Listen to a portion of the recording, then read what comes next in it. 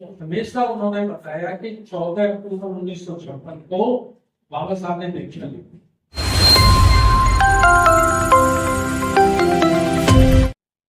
हमने राष्ट्रीय कौम महासभा बनाई, इसकी स्थापना की तो हमने भी 14 अक्टूबर को की, क्योंकि हमारे दिमाग में भी 14 अक्टूबर था। लेकिन 3 वर्ष पहले इत्तेफाक से हमारे ध्यान में आया कि बाबा साहब ने 14 अक्टूबर का दिन क्यों चुना। बाबा साहब जैसे महापुरुष बिना किसी कारण कोई दिन नहीं चुन सकते, कोई विशेष कारण। तो 14 अक्टूबर का कोई कारण, कोई रीजन हमारे समझ में नहीं।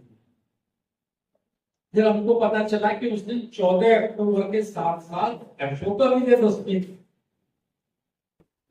तो आपने अशोका विजयदशमी की खोज पड़ताल की तो पता चला कि अशोका विजयदशमी बौद्धों का प्राचीन काल का पर्व है।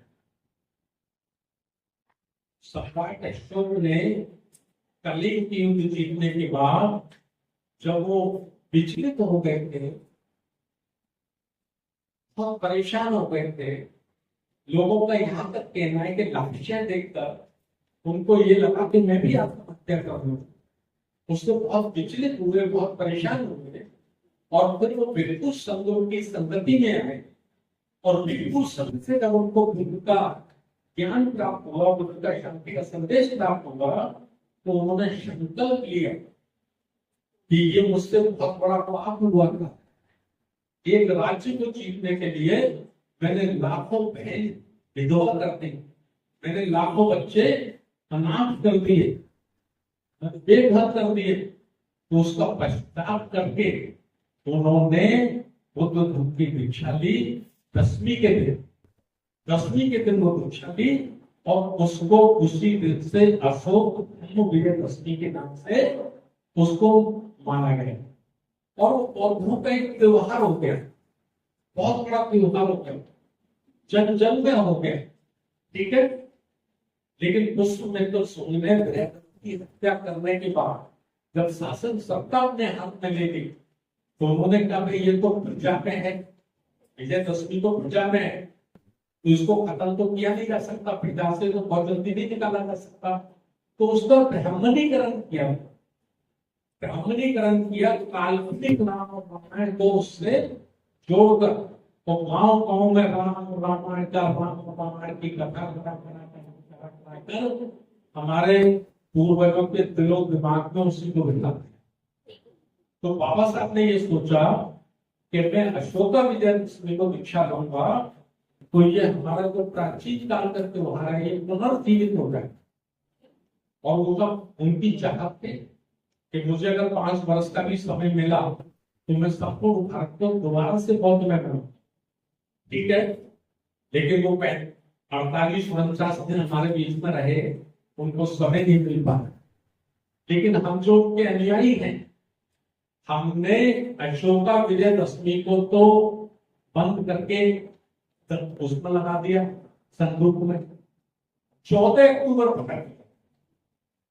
हम 14 अक्टूबर बताने लगे, 14 अक्टूबर 14 अक्टूबर 14 अक्टूबर 14 अक्टूबर 14 अक्टूबर नहीं, अशोक विजयदशमी, इसको हमको लाना है।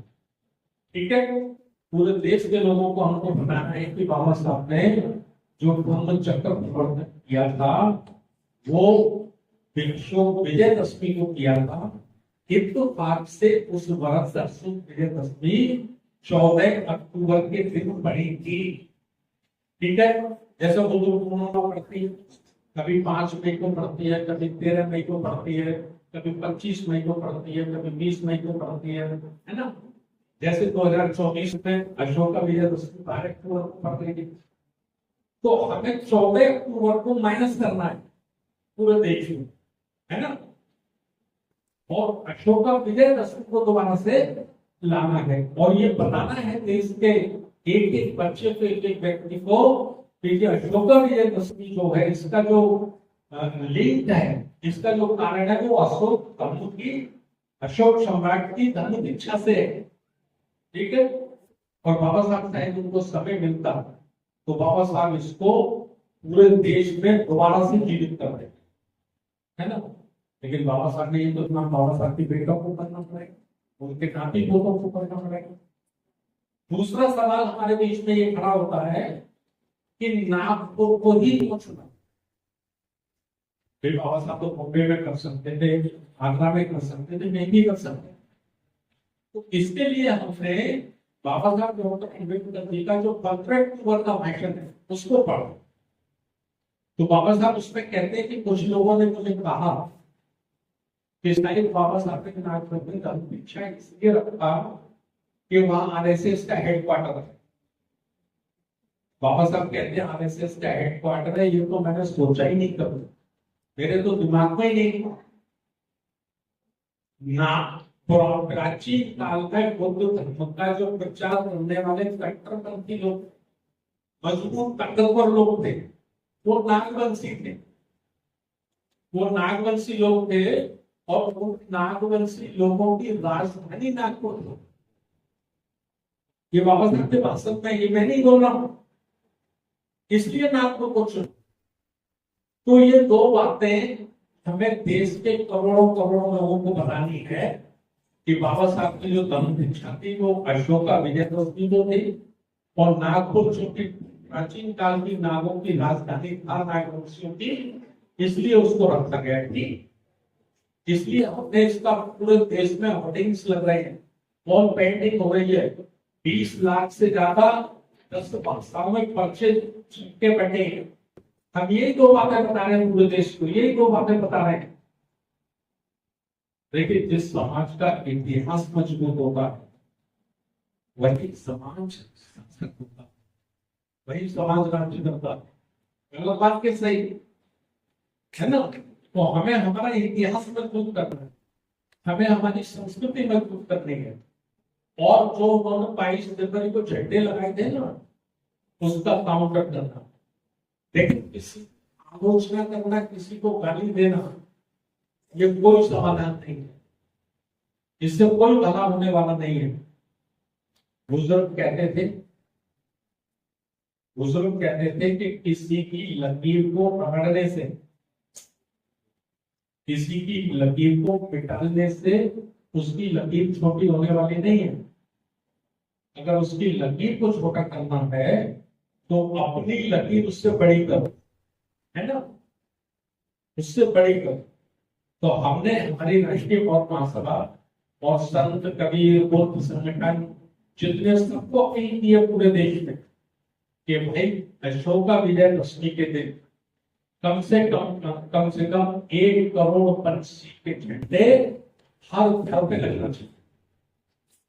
पंछी के झंडे हर घर पे, हर दुकान पे, हर मकान पे, हर चौराहे पे, हर तिराहे पे। मैं आप सबसे भी अपील करता हूं, आप सबसे भी हमारी अपील है, चंदा करो इकट्ठा, 1000, 2000, 500 झंडे मंगाओ और सड़कों पे, रोडों पे, पेड़ों पे, फूलों पे, सब पे लगाओ। हमको भी दुनिया को दिखाना है कि भारत में तथागत गौतम बुद्ध को मानने वाले करोड़ों करोड़ों अम्बेडकर अनुयायी भी रहते हैं। हमें भी हमारी अपनी पहचान को स्थापित करना है। सही बात की गलत बात, मैं काशीराम साहब का शिष्य हूं, वो मेरे गुरु है ना। जिस समाज की गैर राजनीतिक जड़ें मजबूत नहीं होती वह समाज कभी राजनीति में कामयाब नहीं होता है। तो हमें पहले समाज की जड़ें मजबूत करनी। जब समाज की जड़ें मजबूत हो जाएंगी, जैसे आरएसएस के आप किसी भी बंदे से पूछो, कौन भागवत को छोड़ो, किसी और कार्यकर्ता से भी अगर आप पूछेंगे तो वो हाथ जोड़कर कहेगा राजनीति से हमारा कोई मतलब नहीं, हम तो राष्ट्र के लिए काम करते हैं, हम तो हिंदू धर्म के लिए काम करते हैं।